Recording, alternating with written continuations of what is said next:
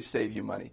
I mean, sure, there are things on the application like, install a green roof, which definitely has significant capital costs. But those are, those are optional. And then we have a few required actions, but none of those required actions are really going to cost you a significant amount. The application process to become a green certified business is designed to provide each business with the flexibility to pursue a wide variety of measures.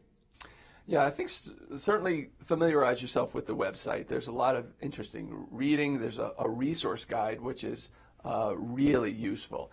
And actually, it's embedded within the application. So if you pull up the application, you'll see that certain actions are highlighted in green. If you click on those, it'll take you immediately to a resource guide that'll explain, why is this action important and how do I go about implementing this action? So start there. Don't be overwhelmed. It's a lengthy application, but I think as you get into it and get some support through a green team and create a survey so that you're getting some bright, fresh ideas from your employees and you're also getting buy-in, you'll see that as a very uplifting process. Many local companies have seen the value of participating in green practices and have taken advantage of the Green Business Certification. We didn't go into it looking for a cost benefit, but what we've seen on the back end is that there is a cost benefit. One of the biggest money-saving ideas that we've had was to switch everything over to printing double-sided automatically. And I think a lot of people just started thinking more about printing in cutback altogether. So we went from, a couple of boxes of paper every week to, a couple of reams. So we've really cut back on the paper usage, which has resulted in cost savings. And we weren't looking for that to happen. So it was an unexpected benefit. As far as future initiatives, we would love to continue to do anything that we can to help the environment. And the other nice thing about going green is we've met and had the opportunity of meeting so many other businesses that are green, and so it allows us to learn a lot more about what we can continue to do. We've had some functions at our branches where we've invited all of the companies and clients that we've met that also have that same goal. That's been great. If you're interested in the Green Business Certification Program and would like more information, go to mcgreenbiz.org. Well, that's our show. I'd like to thank you for tuning in. If you'd like information about any of our topics on today's show or to find more green projects, go to mygreenmontgomery.org, your guide to living a green life in Montgomery County.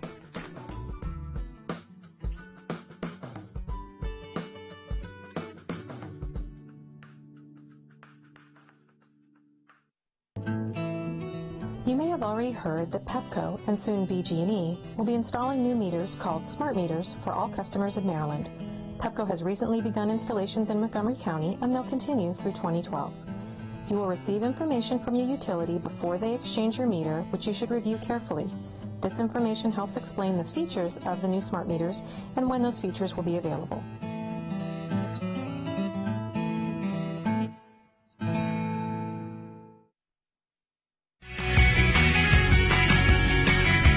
Well, good afternoon, everyone, and thank you again for joining us.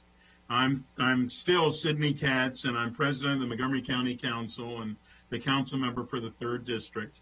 And I'm delighted that you're joining us again on Zoom for our seventh business briefing. The purpose of these briefings are to help local businesses, nonprofits, and the arts organizations navigate through our new economic reality.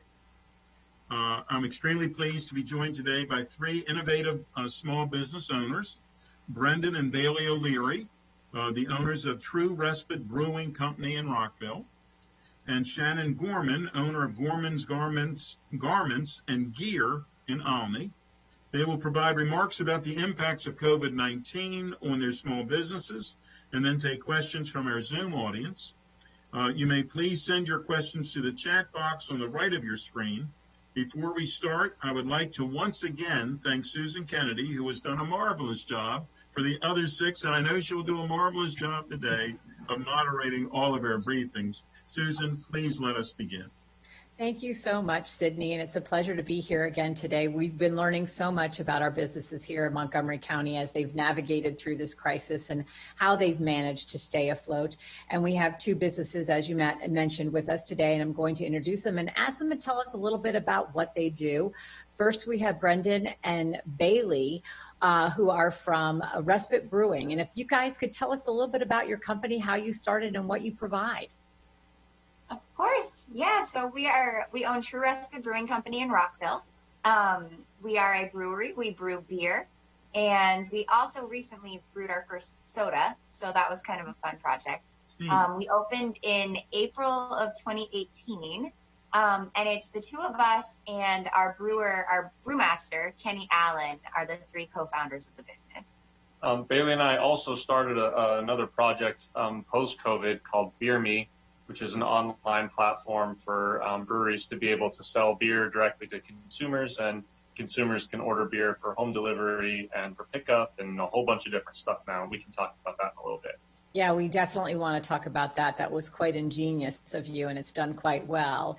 Shannon Gorman is the owner of Gorman's Garment and Gear. That's a lot of G's. Tell us a little bit about your company and what you provide to county residents. We are a family-owned retail business providing uniforms for schools, companies, public agencies, medical professionals, as well as promotional products and gifts. We've been in business for 18 years, and we started in our home with the approval of providing school uniforms for St. Peter's community and the Hollowell Hurricane Swim Team. So that was our beginning, and that's a little bit of what we do. And how has it been for you since the COVID shut down for your business? I know you probably do a lot online, and I see that you're on social media and you're doing a lot of marketing there. Has that been able to sustain you through this crisis? Well, we had a kind of a major blow.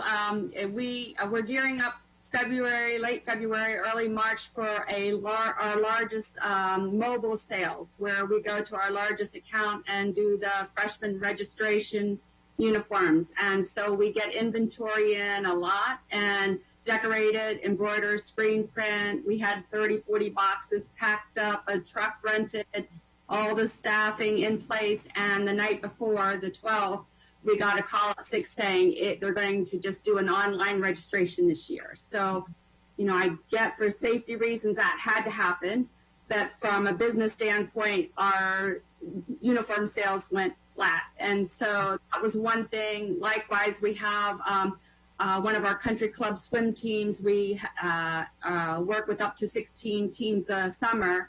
We had a sale prepared end of March, and we had decorated all the samples, ready to roll and be there, and then have an in-store sale for 2 weeks online. And again, that was on pause, and now all summer swim teams are canceled. So we've had a few kind of major blows, to say. But so we, closed on March 16th, and we've had to kind of reposition ourselves a little bit. Yeah, and we'll talk a little bit more about that. Brendan and Bailey O'Leary, they tell us about your business. Pretty new. You've only been around in Montgomery County for about 2 years now. But you got pretty ingenious in pivoting during this crisis in creating this app, Beer Me, that has been a huge success. Explain to us how you did that so quickly. A friend of mine, Brian O'Connor, we grew up together. We started playing hockey together when we were 5 years old. We were roommates in college. We have stayed in touch. He is the chief technology officer, we call him, for True Respite. So he built our website. He built some tools for us. He had some fun hacking some Nintendo Wii boards to turn them into weigh scales for the tap room.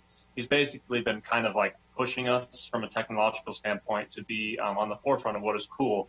And he was watching, the curve in Italy, basically watching a lot of bad things happening over there, businesses getting shut down. And he was noticing how our early days were mimicking their early days. And when he said, listen, it's highly likely that your tap room gets shut down. You want to be ready with some software so that you guys can go online. And we said, well, that's not legal yet. And he was like, okay, well, or you can do nothing. Yeah, and this was on March 12th, I think, that Thursday before we were shut down, that he brought this conversation to us. So we had to sit down with Kenny, our brewmaster and business partner, and have a pretty tough conversation of like, what are we going to do? What's our plan? Do we want to, move forward building this software to be able to do home deliveries of beer? It's kind of pushing what we know is allowed right now, but if we're going to get shut down, what's our plan? So that the idea was we were going to have this ready for when ultimately the shutdowns came, and they came faster than we expected. The shutdowns came on Monday the 16th. So it took us 2 days of development to have a platform ready. We opened it up to all breweries and craft beverage makers across the country because we've been helped so many times by others. When we were trying to get open, we felt like it was our duty to our neighbors, our peers, to go out and offer support to them during a time of transition and really crisis for our industry. And there's over 140 businesses on it now, and we're approaching $4 million in sales generated for the businesses on the platform. And Beer Me has taken no money from any of that. It is still a completely free platform for all of these businesses. There's no charge to them. We're going to have to monetize in the future just because it's getting expensive to run the platform. And that's currently all coming out of pocket and going on personal credit cards. But at this point, yeah, there's been almost $4 million in revenue transactions through the platform, and it's been no charge to any of the companies using it. And how much did it cost you to actually develop the platform? Technically, it was free. So my buddy Brian did all of the coding himself, and we launched. It was originally intended to be for True Respite. We decided to open it up to everybody. We made a post on Facebook in a professionals group we have, and there were probably 100 businesses interested in signing up the same day, and he hadn't even coded a process for signing up yet. So there was no way for us to onboard everyone all at once, and it it just has been crazy ever since then. So yeah, we kind of jumped the gun releasing it before we were completely ready because we were just so excited and we saw how it was working for us and we wanted to let everyone else use it. But we learned quickly that it might have been a little premature. But we figured it all out. Everyone who wanted to get onboarded got onboarded, and it's been. When you were saying that it's generated $4 million in sales, I guess, and I thought, this is something that we're going to hear on Shark Tank at some point. But if you're not generating any profit, I don't know that Shark Tank is going to be that interested in your discussion. They're not in it for the nicety. They're in it for the profit of it. But first off, let me just say to both of you again, thank you for being here. But I looked at on your websites. I did not know of either one of you prior. I'd heard of True Respite. I did not. I'm being truthful here. I had not heard of Gorman's at that point. I certainly have heard of you now. And your websites are very, very good and very informative. And certainly it's what we need to do. When you were saying that your platform for that you're helping out with the industry with. That right away, the first expression I thought of is necessity really is the mother of invention, and that's what you've done. I mean, you certainly had to pivot in a quick way, and obviously the True Respite has their own equipment on site and whatnot. Does Gorman have your own equipment, or is everything? We do. Yes, we have. We do embroidery on the premises. Yes. Wow. And that has to be interesting in itself because you have to get the garments.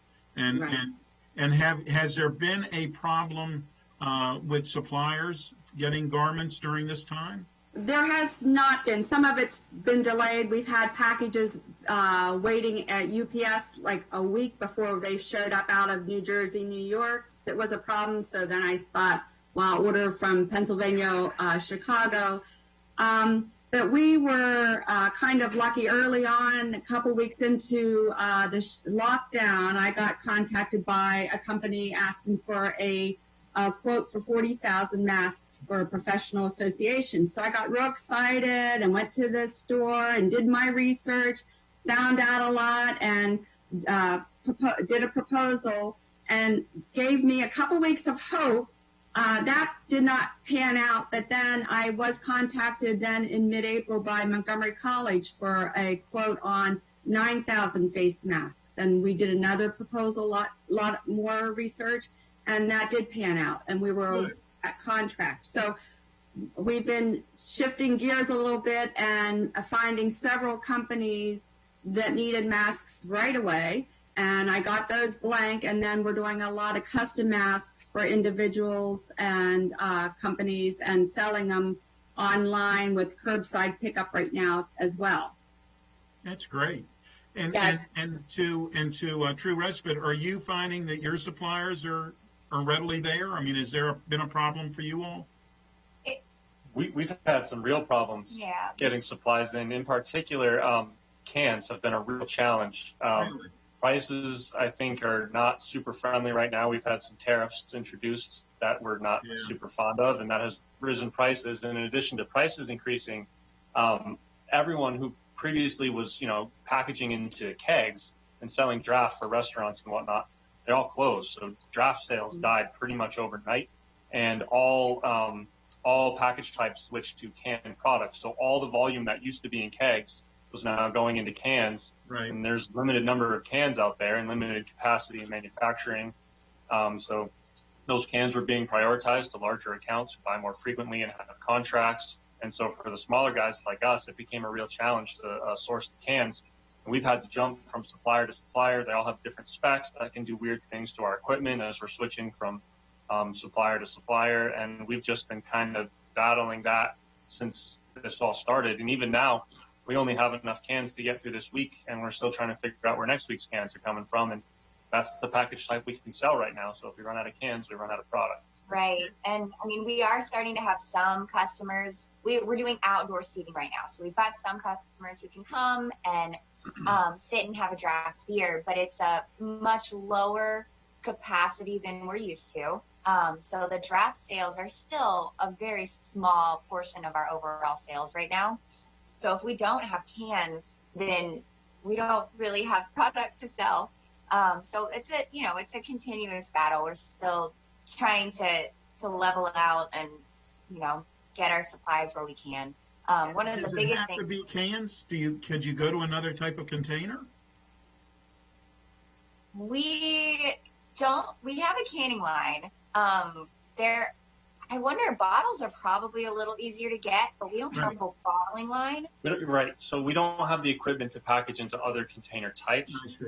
We can do crowlers, which are like big 32-ounce can, but we've seen them one at a time by hand. So we have no means of getting the volumes out that are required to sustain our demand and the revenue that we need to pay our bills. Yeah, there was one day we do a thing every month that has a fifth Tuesday when our tap room's open. We do a $3 beer special. Since in March there was a fifth Tuesday, but we weren't able to have customers come in, so we did a $6 crowler deal because a crowler is 2 pints. So we did $6 crowlers, and we sold about 500 crowlers over the course of a couple hours, and then we had to shut it off because we learned filling 500 crowlers took us longer than we actually had. So we learned a lot about what our efficiency is with filling crowlers by hand. And Susan, if there are other questions, I have a zillion questions, but I do there's too. everybody else that has a question. Yeah, I have so many questions. Okay. I do have a question for both of you about your employees. You obviously both have staff that you support through your business. Tell us a little bit about how that's been for you. Have you had to lay people off? Did you receive any assistance from the county or the state to sort of help you keep them on board while this has been going on? Shannon, I'll go to you first.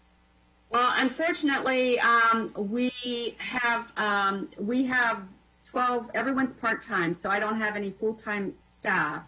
My embroiderer has been able to do contract work from home, which has been helpful. And it's pretty much been, I'm going in daily and doing everything that I can and what I can. We have applied for PPP or tried to, but that has closed and reopened and closed. But my understanding that it is still available until June 30th, and we're still hopeful that that might come through in some form. No grants from the county. We actually were very fortunate. We were received the PHEG that has helped so that we were able to pay some of our bills, some of our rent, and not dip too deep into our personal savings. So that's been a really helpful lesson for us. That's good to hear. We're happy to hear that. How about you, Mr. and Mrs. O'Leary? We received the state grants, the emergency grant when it first opened. I had applied for that before Governor Hogan was finished speaking. We saw the writing on the wall and got all over that. We did receive that, and then we received PPP and EIDL assistance as well. So those are national programs, PPP for labor and EIDL for working capital. And that helped a ton. When we first, on March 16th, when Governor Hogan shut down bars and restaurants, we had a call. We had already actually scheduled a call with our team at noon that day. So of course, Governor Hogan talked at 11, and then we had our team meeting at noon, and we sent everyone the information for unemployment and said, we're not open. Like, we don't have any work for anyone to do. Our 65% of our wholesale customers are bars and restaurants, so they're shut down too. So we told everyone, apply for unemployment. We don't know what's happening. We're basically going to have to furlough everyone. Then we set up Beer Me.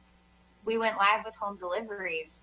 And after that first week, Brendan and I pretty much did everything ourselves.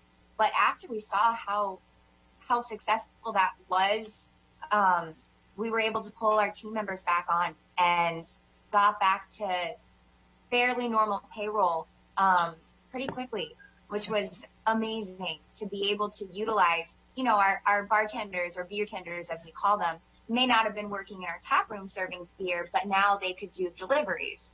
And they were delivering beer to people's homes. And so the work was different, but it was still work, which was amazing to be able to get people back. And talk about the sodas. You said you've done some sodas. Yeah, we did. So Kenny, our brewer, he used to work at Old Dominion Brewing Company, and he brewed their root beer for years. And so he has had these ideas for sodas. We've done small batch sodas in the past, like kind of crazy flavors, but we did our first packaged soda recently. It was a cream soda. It tastes like a mix between birthday cake and bubble gum. So if you like sweet desserts, then it's great. But if you're afraid of sugar, maybe wait for the next one.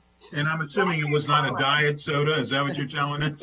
Not a diet soda. No, this is a dessert soda. Very fun. Well, tomorrow, obviously, or today, actually, at 5 o'clock, we begin phase 2, which is good news for both of you. What kind of preparations have you had to go through to get ready? I'm sure this isn't an easy task. You have to make sure that everybody's safe, yet you want to open your doors. Shannon, tell us a little bit about, you said approximately 10 people can be in your store once it does open.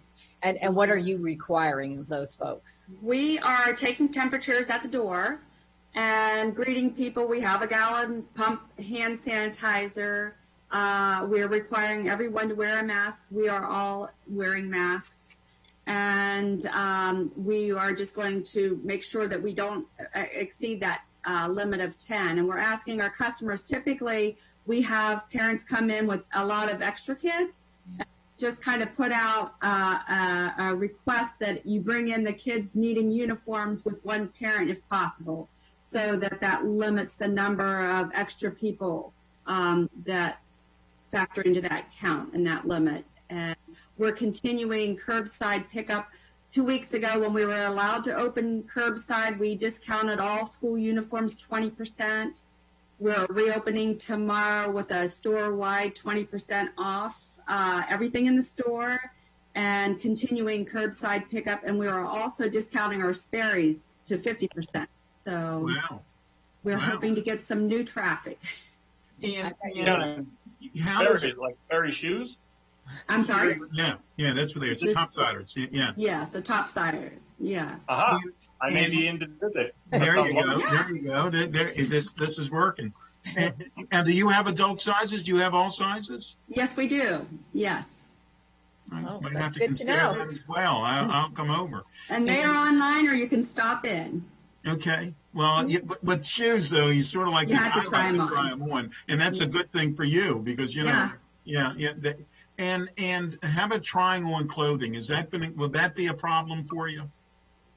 We are going to let it sit and then get it back on a hanger and hope that with everyone wearing masks, trying it on, that it's not affected, and sanitizing before they come in hopefully will negate any problems. Right. And how long have you been in business? 18 years. Wow. Good for you.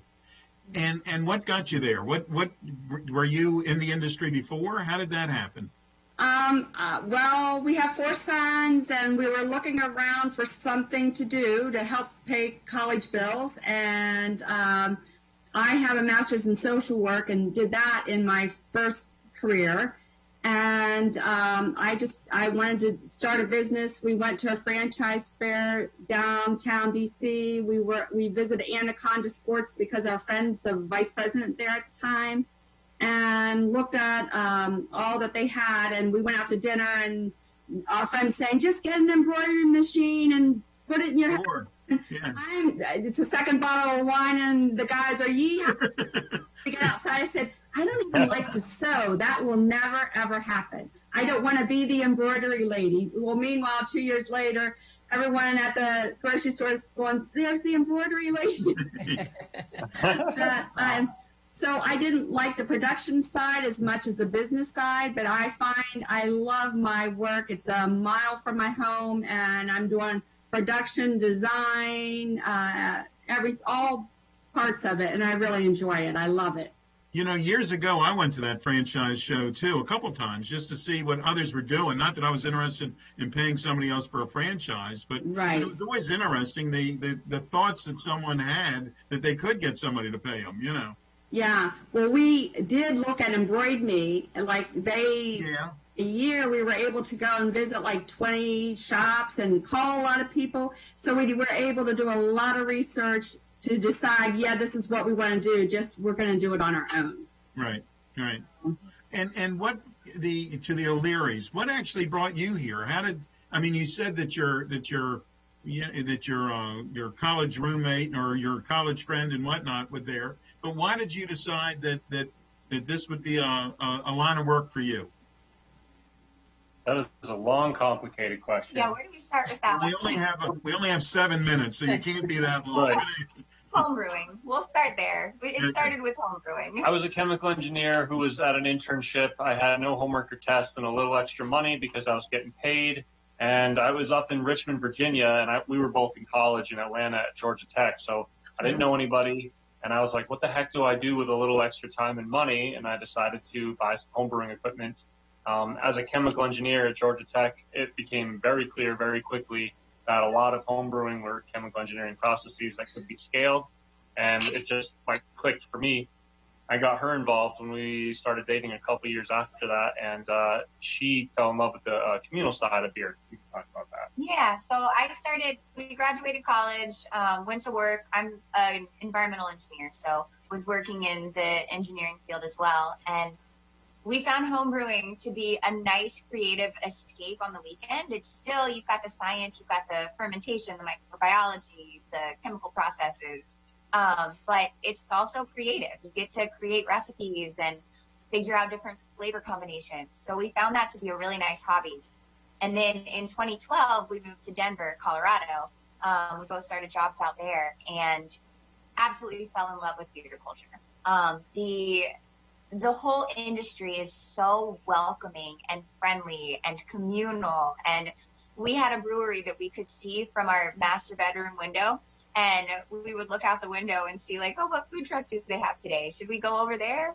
But it just became a second home. And we saw firsthand, the incredible things that a craft brewery could do for a community, how it brings people together. It gives people a place to escape to and a place where they can feel at home away from home. And we wanted to do that. We decided that was our goal. That was what we wanted to bring. And we picked Montgomery County. It's close. Brendan's family. Yes, we are too. Yeah, same, exactly. Brendan's family's in Loudoun County, Virginia, so this was a nice place where it was a good place to raise our kids. We're close to family, but far enough away. No surprise visits was the goal. 1 hour, perfect. There you go. And to Shannon, have you obviously you've added lines over the years? They've added sodas, but is there other lines that you're looking at? Do you think that there's additional capacity for lines that you haven't had in the past? Yeah, there's always room for growth. We have a lot of Route 1 apparel in the Maryland. Yeah. We get a lot of traffic there. We do medical scrubs, and we do a lot of offices and whatnot. Ideally, we'd like to have more corporate customers because they come in and you're not dealing with a lot of extra inventory because they come order what they need and want, and you don't have a shop full of things that you're waiting for someone to purchase. So we are trying to really increase our corporate sales.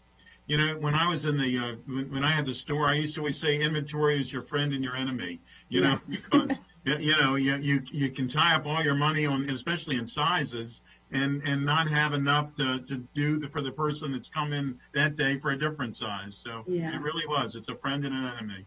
And for inventory for you, do you keep a lot of inventory in the place? How does that work? Well, we do. We have a back closet, another closet, and then we also have a pod off-site that we trade stuff out for school, summer. So we have, a lot of storage. You need it. Yeah. Yeah. Susan, go ahead, please. I've got another question for the O'Learys. You said you've been seating outside customers, correct? Is that right? Did you say that's been happening so far? And then with phase 2 starting today, you'll be able to bring folks inside. What special accommodations do you have to make to make that work?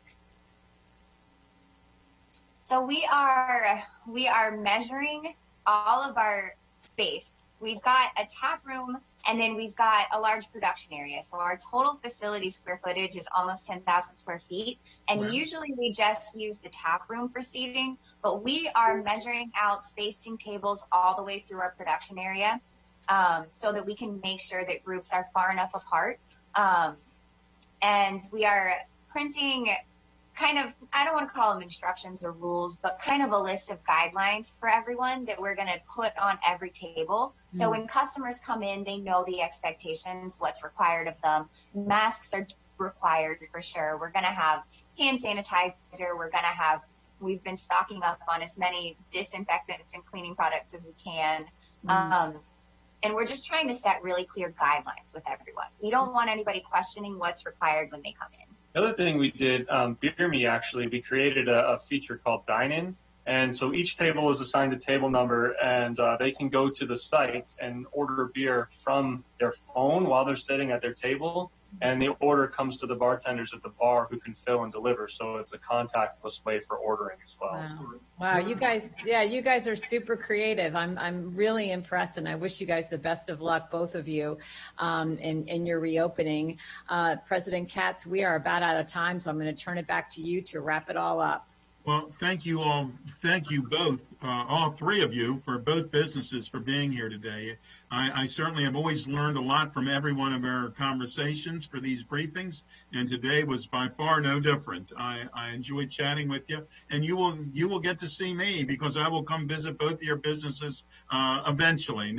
Maybe not today, but eventually. and I look forward to visiting there and to make certain that your business stays the great business that it should be, and especially in Montgomery County, Maryland. So thank you very much. Thank you.